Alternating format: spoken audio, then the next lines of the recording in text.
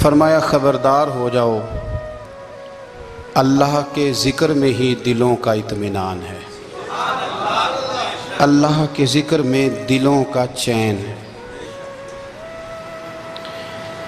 لوگ بہت سارا مال، بہت ساری دولت، بہت ساری عقل اور بہت سارا شعور ہونے کے باوجود بے سکون ہیں۔ جس چیز نے زمانے کو تکلیف میں مبتلا کر دیا ہے اور جو چیز ڈھونڈنے سے نہیں ملتی وہ اطمینان ہے، وہ قرار ہے۔ لوگ بھیک مانگتے ہیں، منت کرتے ہیں، دہائی دیتے ہیں کہ کہیں سے سکون کی دولت مل جائے، لیکن وہ میسر نہیں آ رہی۔ بڑے بڑے لوگ ہیں، اور میں عرض کر چکا ہوں کہ مالدار بھی ہیں اور عقل مند بھی ہیں، باشعور ہیں، پڑھے لکھے ہیں، پر قلبی سکون، راحت، اطمینان، چین انہیں میسر نہیں آ رہا۔ راتیں جاگ کر گزر جاتی ہیں، دن آزمائش میں بیت جاتا ہے۔ وہ کبھی اس کے لیے ٹھنڈے علاقوں کا سفر کرتے ہیں، کبھی دوستوں کی مجلسوں میں جا کر کے بیٹھتے ہیں، کبھی گھر سے دور اکیلے میں تنہائی میں وقت گزارنے کی کوشش کرتے ہیں، لیکن دولت سکون ناپید ہوتی ہے، میسر نہیں آتی۔ عرش کا رب فرماتا ہے، کیوں تو بھٹکتا پھرتا ہے، کیوں دائیں بائیں جاتا ہے؟ چپ کر کے مسجد آ جا اور لوگوں سے بچ کے تنہائی میں میرا ذکر کر۔ اللہ ملے گا کیا؟ فرمایا اعلیٰ بذکر اللہ تطمئن القلوب، میں تیرے بے چین دل کو چین عطا کر دوں گا۔ وہ تیرا تڑپتا اور پھڑکتا ہوا مزاج، اسے میں سکون کی دولت دوں گا۔ یہ تجھے کہیں اور نہیں ملے گا، یہ میری یاد میں ملے گا۔ یہ چین، قرار، سکون تجھے یہی میسر آئے گا۔ اطمینان قلبی زندگی کا حسن ہے بھائی، دولت سکون اصل ہے۔ بڑے ٹھنڈے کمرے میں کچھ لوگوں کو نیند نہیں آتی، اور داتا صاحب رحمۃ اللہ علیہ آپ جائیں تو دونوں سڑکوں کے بیچ جو فٹ پاتھ ہے نا، اس پہ بھی کچھ لوگ سوئے ہوتے ہیں۔ ادھر سے بھی گاڑیاں گزرتی ہیں، ادھر سے بھی گاڑیاں گزرتی ہیں، لیکن بس نیند ہے نا، اللہ کا فضل ہے، اس نے دے دی ہے، آنے والوں کو آ گئی ہے۔ اطمینان قلبی، میرا معاشرہ بے سکون ہے، بے قرار ہے۔ مجھے کچھ لوگ کہتے ہیں جی میں آج کل بڑا بور ہو رہا ہوں، تو میں کہتا ہوں یار ہمیں تو ٹائم ہی نہیں ملا آج تک بور ہونے کا، نہیں وقت ہی نہیں اتنا میسر آیا، کون سا ٹائم نکالے جس میں بندہ بور ہو؟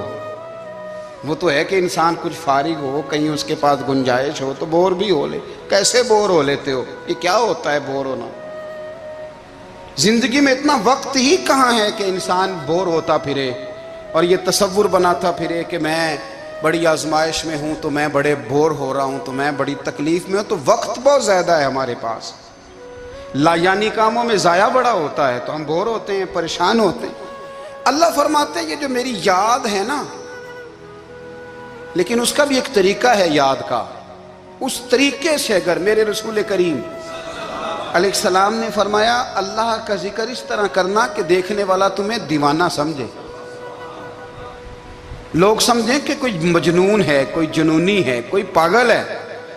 یہاں اللہ تعالیٰ معاف کرے، آپ ذکر کی مجلس چھیڑیں، آپ نعت شریف کی مجلس چھیڑیں تو بہت سارے لوگ پروفیسر بن جاتے ہیں، وہ ساری نہیں ہلاتے، ان کی زبانی حرکت میں نہیں آتی۔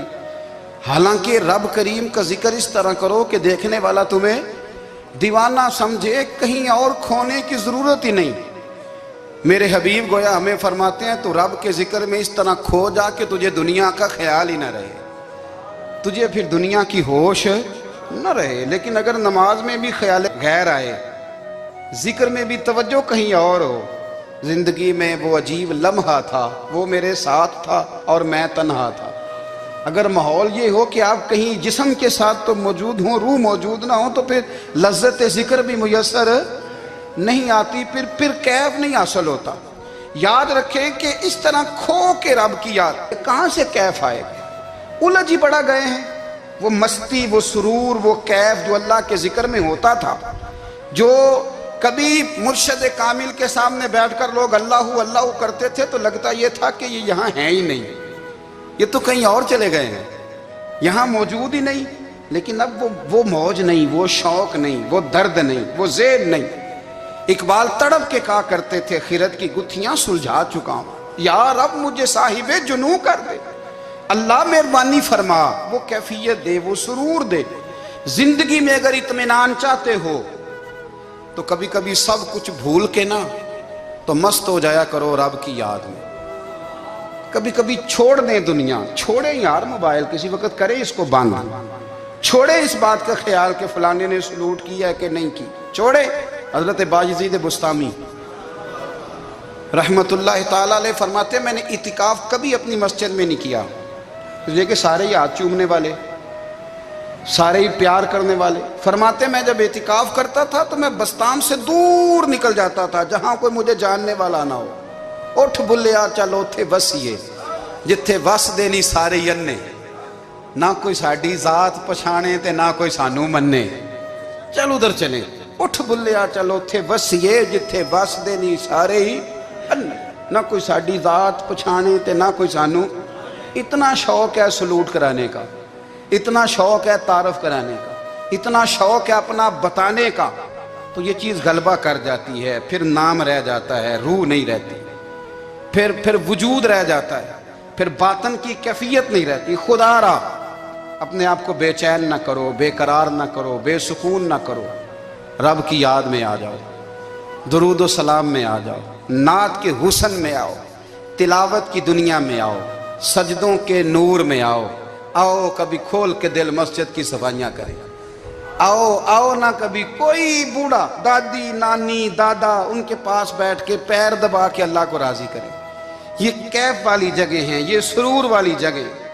اتنی بے چین ہماری زندگی ہے، بے قرار ہے، تڑپتے ہوئے لوگ، لڑتے ہوئے لوگ، ایسے لگتا ہے ابھی ایک دوسرے کا گریبان تھام لیں گے، بے قرار بے چین۔ کسی کو انتظار کا کہا جائے نا کہ 10-20 منٹ کسی کا انتظار کرو تو بعض لوگ مجھے ایسے لگتا ہے جیسے یہ ان کا کلیجہ پھٹ جائے گا، ڈاکٹر کے انتظار میں بیٹھے ہیں تو بڑے پریشان ہیں۔ کسی کو ملنے گئے ہیں کو آدھا گھنٹہ بیٹھنا پڑ گیا تو بڑی دقت میں ہیں۔ اپنے آپ کو سکون دیں۔ آپ یقین کریں بڑا مزہ آتا ہے، کبھی کسی کا انتظار کرنا پڑے تو 2-4 تسبیح درود شریف پڑھی جاتی ہے، یعنی ذوق بن جاتا ہے کہ چلو اللہ نے موقع دیا ہے، کوئی سرکار کو یاد کر لیں، تنہائی مل گئی۔ ہمارا مزاج جس سختی کا شکار ہے وہ سختی آہستہ آہستہ ہمیں زیادہ آزمائش میں ڈال دے۔ تو میرے بھائی زندگی میں اطمینان حسن ہے، اور وہ سب سے زیادہ اللہ کی یاد میں ملتا ہے، وہ سب سے زیادہ رب کریم کے ذکر میں، سب سے زیادہ جو چاہتا ہے نا دل ٹھنڈا رہے، زبان میٹھی رہے، وہ مدینے والے محبوب پہ درود و سلام پڑھا کرے، وہ حضور پہ درود و سلام پڑھا کرے، زبان میٹھی رہے گی۔ میرا ذاتی تجربہ ہے کہ جو آدمی اپنے اخلاق سنوارنا چاہے وہ حضور پہ درود شریف پڑھے، جو اپنے اخلاق سنوارنا چاہے، طبیعت کو ٹھنڈا رکھنا چاہے، وہ درود شریف پڑھے، اس کا دل سکون میں آئے گا۔ کچھ کام اور ہیں زندگی میں اطمینان کے لیے، ان کا ہونا بھی بڑا ضروری ہے۔ سب سے پہلے اگر آپ چاہتے ہیں نا زندگی میں سکون ہو تو حقیقتوں کا سامنا کرنا سیکھیں، آپ جو ہیں وہ رہنا سیکھیں، جو آپ نہیں ہیں وہ بننے کی کوشش نہ کریں۔ حقیقت کا سامنا کرو گے تو زندگی اطمینان میں آ جائے۔ ہم نے نا بہانے بنا لیے ہیں، ہیلے بنا لیے، جھوٹ کے سہارے اپنے آپ کو اونچا کر لیا۔ ایک آدمی سے کہا جاتا ہے تو رشوت نہ لے، تو کہتا ہے میں غریبوں سے نہیں لیتا۔ تو میرا سوال یہ ہے کہ امیروں کا حساب لینے کی اللہ نے تیری ڈیوٹی لگائی ہے، تیرے ذمہ لگایا ہے کہ تو امیروں کا حساب کر، تمہیں کیا ضرورت پڑی ہے؟ ہم نہ بہانہ کرتے ہیں، رشوت لینے والے کا الگ بہانہ ہے اور سفارش والے کا الگ بہانہ ہے۔ حقیقت کا سامنا کریں، حقیقت کا۔ جو میرے ذمہ داریاں ہیں وہ میں نے پوری کرنی، جو آپ کی ذمہ داریاں ہیں وہ آپ جان نہ چھڑائیں، حقیقت پسند بنیں۔ میرے رسول کریم پھر پڑھیے درود شریف صلی اللہ تعالی علیہ وسلم۔ حضور صلی اللہ علیہ وسلم نے فرمایا کہ میری بیٹی سیدہ فاطمہ الزہرا رضی اللہ تعالی عنہا صرف جنتی نہیں، جنتی عورتوں کی سردار ہے۔ لیکن حضور نے یہ بھی فرمایا کہ فاطمہ یہ خیال رکھنا اگر اللہ نے حساب پوچھا تو حساب تم نے خود دینا ہے۔ حقیقت کی طرف توجہ کرائی حضور نے۔ وہ صرف جنتی نہیں، جنتی عورتوں کی سردار ہیں، پر حقیقت کی جانب توجہ۔ میں حقیقت یہ ہے کہ اگر مالک نے حساب پوچھا تو اس کی تیاری بھی کرنی ہے۔ دیکھیں نا، ہمیں کچھ یقین نہیں، اللہ معاف کرے کہ ہمارا حساب کیسا ہوگا، لیکن کتنے آزاد ہیں۔ یعنی بڑی دلیری سے بندے کہتے ہیں فجر نہیں پڑھتا جی، 3 پڑھتا ہوں جی، عشاء رہ جاتی ہے جی، کپڑے صاف، بڑی دلیری سے۔ اور سیدہ فاطمہ الزہرا نے ساری رات مصلی باندھ رکھا ہے، حالانکہ انہیں یقین تھا کہ رب مجھے بغیر حساب کتاب جنت دے گا۔ حقیقت کا سامنا کریں، جو حقوق آپ کے ہیں وہ آپ نے ادا کرنے ہیں، جو ذمہ داریاں ہیں وہ ذمہ داریاں ہیں۔ دیکھیں نا، حضرت موسیٰ کلیم اللہ علیہ السلام کے پاس اسرائیل روح نکالنے آئے تو حضرت موسیٰ نے تھپڑ مارا، آنکھ نکال دی، واپس گئے۔ اللہ انہوں نے تو جلال فرمایا ہے، کہا موسیٰ علیہ السلام سے کہیے بیل کی پشت پر ہاتھ رکھیں، جتنے بال ان کے دست مبارک کے نیچے آئیں گے اتنے 1000 سال ان کی عمر بڑھا دی جائے گی۔ یعنی میرے کان میں کوئی بتا دے کہ جناب 60 سال بڑھ گئی، کیا آپ کے کان میں کوئی کہہ دے تو خوشی ہوتی ہے کہ نہیں؟ لیکن یہ حقیقت پسندی نہیں، اس لیے کہ 60 بھی گزر جائیں گے، 70 بھی، یہ حقیقت نہیں۔ حضرت موسیٰ کلیم، چلے میں مثال دیتا ہوں، سمجھ لے 10 بال، حالانکہ بہت زیادہ آتے ہوں گے، 10 بال اگر حضرت موسیٰ کے ہاتھ کے نیچے آئے تو 10,000 سال تو عمر بڑھ گئی نا۔ 10 یعنی 10 سال نہیں، 10 100 نہیں، 10 بہت زیادہ تھی نا۔ تو حضرت موسیٰ کلیم اللہ علیہ السلام سے آ کے عرض کیا گیا، حضور بیل کی پشت پر ہاتھ رکھیں، جتنے آپ کے ہاتھ کے نیچے بال آئیں گے اتنے 1000 سال عمر بڑھ جائے گی۔ تو حضرت موسیٰ نے حقیقت پسندی والی بات کی، فرمایا پھر کیا ہوگا؟ 10,000 سال کے بعد پھر کیا ہوگا؟ کہا حضور جانا تو پھر بھی ہے، فرمایا پھر ابھی چلتے ہیں۔ اگر جانا ہے نا، جانا ہے تو پھر، اگر جانا ہے تو پھر ابھی۔ اور سجنوں، اگر نماز پڑھنی ہے تو ابھی کیوں نہیں؟ اگر داڑھی رکھنی ہے تو پھر رمضان کا انتظار کیوں کریں؟ ابھی کیوں نہیں؟ اگر سچ بولنا ہے تو پھر، اگر رزق حلال کھانا ہے تو پھر انتظار کاہے کا؟ حقیقت ہوتی ہے، بہانہ ہوتا ہے، حقیقت چھپ نہیں سکتی بناوٹ کے اصولوں سے، کیونکہ خوشبو آ نہیں سکتی کبھی کاغذ کے پھولوں سے۔ یہ بات یاد رکھیں، اگر جانا ہے تو حضرت کلیم فرمانے لگے پھر 10,000 سال کے بعد بھی جانا ہے تو آج بھی۔ ہمیں بے قراری زندگی میں اس لیے کہ ہم حقیقت پسند نہیں، ہم بہانوں میں، ہم ہواؤں میں جیتے ہیں، ہواؤں میں، خیالات میں زندگی گزارتے ہیں۔ بڑا ٹائم پڑا ہے، مثلاً کتنا میرے رسول کریم صلی اللہ تعالیٰ علیہ وآلہ وسلم نے ایک دن صحابہ سے فرمایا تمہیں حیا نہیں آتی؟ حضور کیا ہوا؟ فرمایا وہ والے مکان بناتے ہو جن میں تم رہ نہیں سکتے، وہ والا مال جمع کرتے ہو جو کھا نہیں سکتے، حیا نہیں آتی؟ عرض کی حضور حکم کریں تو محبوب فرمانے لگے جوتے کا ایک تسمہ بند کرتا ہوں تو سوچتا ہوں دوسرا بند کرنے سے پہلے موت آ جائے گی، ایک سانس اندر جاتی ہے تو دوسرا آنے سے پہلے میں یاد کرتا ہوں کہ مجھے دنیا سے جانا ہے۔ تمہیں حیا نہیں آتی؟ وہ مکان بناتے ہو جن میں رہ ہی نہیں سکتے، وہ مال جمع کرتے ہو جو کھا۔ حقیقت پسند نہیں بھائی ہم۔ بہت سارے لوگ ہیں بڑی باتیں سناتے ہیں، بڑی، میں کہتا ہوں اصل میں نا زیادہ باتیں سنا کے نا بیچارہ اپنے آپ کو مطمئن کرنا چاہتا ہے، اصل بات یہ ہے کہ اندر سے نا ہلا ہوا ہے، کچھ بھی نہیں، بڑا زیادہ ہنستا ہے اور مجھے لگتا ہے کہ کوئی گہرا زخم چھپا رہا ہے۔ اس لیے ملمہ سازی، حقیقت پسند بنو، حقیقت پسند۔ یاد رکھنا من ترک صلاۃ متعمدا فقد کفر، میرے رسول نے حقیقت بیان کی، فرمایا جس نے ایک نماز بھی جان بوجھ کے چھوڑی اس نے رب کے رب ہونے کا انکار کیا، اس نے کفران نعمت کیا۔ یہ حقیقت ہے، کوئی کلیریفیکیشن نہیں، کوئی وضاحت نہیں۔ جو نماز نہیں پڑھتا، جھوٹ بولتا ہے، غلط بیانی کرتا ہے، جو شخص رزق حرام کما کے کہتا ہے کہ اس کے بغیر گزارا نہیں چلتا، وہ جھوٹ بولتا ہے۔ اس لیے کہ رب فرماتا ہے جب تجھے پیدا کیا ہے تو تیرا رزق میرے ذمہ ہے۔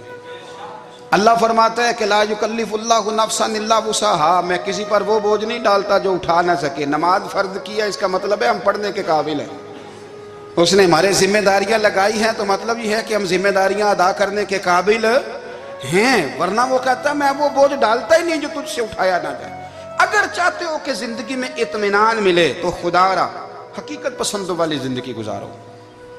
یہ فضاؤں میں زندہ رہنا، ہواؤں میں اللہ بڑا معاف کرنے والا ہے، اللہ بڑا کریم ہے، معاف کر دے گا، تو بھئی یہ بات صحابہ کو بھی پتا تھی، یہ اہل بیت کو بھی خبر تھی، تو وہ تو ایک ایک بات کا لحاظ کرتے تھے. یہ غوث اعظم کو بھی پتا تھی، یہ ان کے والد کو بھی پتا تھی، جنہوں نے کسی کا ایک سیب کھا لیا تھا تو 12 سال اس کے گھر میں نوکری کرتے رہے. انہیں نہیں پتا تھا اللہ بڑا کریم ہے، معاف کر دے گا، ایک سیب ہی ہے نا. تو حقیقت پسندی آپ کو سکون دے گی. اور اگر آپ نے اپنے آپ کو غیر مطمئن کیا ہوا ہے، بات کچھ اور ہے، اور آپ نے اپنے آپ کو ڈال کسی اور طرف لیا ہے، تو پھر آپ کو سکون مل سکتا؟ سکون حقیقت پسندی میں، اصل میں سکون ہوتا ہے، اداکاری میں سکون نہیں ہوتا. تیسری بات سنیں، اگر آپ چاہتے ہیں زندگی میں مطمئن رہیں تو دنیا داروں سے امیدیں توڑ دیں، اللہ اور اس کے رسول سے امید وابستہ کریں، اولیاء اللہ سے امیدیں وابستہ کریں، صحابہ اور اہل بیت سے امیدیں، اللہ اور اللہ والوں سے امیدیں، دنیا داروں سے امیدیں. آپ کو پتہ ہے دنیا دار کی تباہی کب ہوتی ہے؟ جب انہیں خوش آمدی مل جاتا ہے. چودھری کا بیڑا اس وقت غرق ہوتا ہے جب اسے چودھری کہنے والے زیادہ ہو جاتے ہیں. سیٹھ صاحب اور نواب صاحب بیچارے تباہ تب ہوتے ہیں بھولے پن میں، جب ان کے دائیں بائیں ریلا ہوتا ہے سیٹھ صاحب کہنے کا. لوگ انہیں کھانا چاہتے ہیں، پیار ان کا نہیں ہوتا، ان کی جیب کا ہوتا ہے. محبت ان سے نہیں ہوتی، ان کی کرسی سے ہوتی ہے. ضروریات کا پیار ہوتا ہے، تباہ کر دیا جاتا ہے. ہماری ساری توقعات دنیا داروں سے وابستہ ہو گئی ہیں. ناراض نہ ہونا، پیروں نے، مولویوں نے، درویشوں نے، انہوں نے بھی سیٹھ رکھے ہوئے جلسوں کی صدارت کرانے کے لیے. یعنی مذہبی جلسہ ہے، اس میں بہت زبردست پڑھے لکھے صاحب تقوی عالم کا خطاب ہے، اور کی صدارت وہ بندہ کر رہا ہے جس نے عشاء کی نماز بھی نہیں پڑھی. وہ بندہ صدارت کر رہا ہے، کیوں؟ اس لیے کہ اس نے ₹1,00,000 دیا ہے محفل میں. خدا را دنیا داروں سے امیدیں چھوڑ دیں، ورنہ آپ کمزور پڑ جائیں گے، آپ کی امیدیں ٹوٹیں گی.